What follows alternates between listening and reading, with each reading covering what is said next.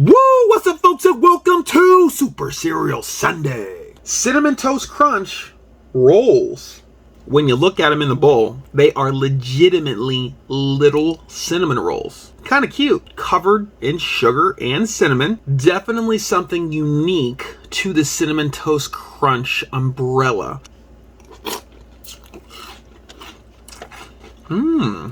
Wow. That is actually kind of crazy. Just one bite and you get all of the cinnamon roll, fresh from an onion, fresh from, what the F?